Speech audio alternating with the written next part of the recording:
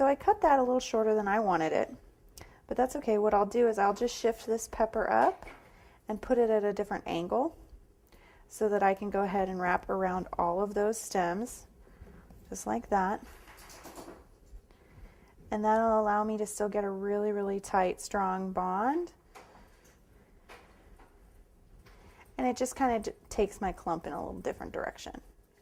But that's okay. You can always move it around, play with it a little later. And we're going to go ahead and add our last pepper. And then we're going to start wrapping our leaves and putting the whole thing together. So we have, as you can see, we have our kind of our little clump of 4, which is our kind of our anomaly for this. But we have our 3 blossoms with our 1, which is still pleasing to the eye. We have our 2 blossoms with our bud, which is nice, and our groups of 3 and then 5 peppers. And now what we're going to do is we're going to add in our leaves. Now we made a bunch. We don't necessarily need to use them all. We just need to keep in mind that the smaller leaves kind of go to the front of a branch. So what we're going to do is we're just going to kind of build from what would be the front of the spray to the back. So I'm just going to grab a couple of the littler leaves just to kind of start with. And I'm going to put them down so I can really see them.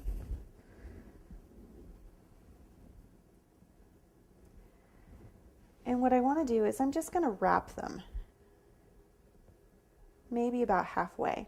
And the reason I'm doing this is then it just gives me kind of the leeway to put them wherever I want them to be. Now when you're wrapping these, you want to make sure that you keep the tape on there as thin as possible. So if you use your other hand to kind of help you and just really pull it tight, you'll get a nice thin layer of tape on there.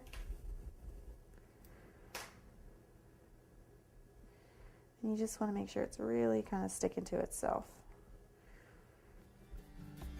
For whatever reason, it's not.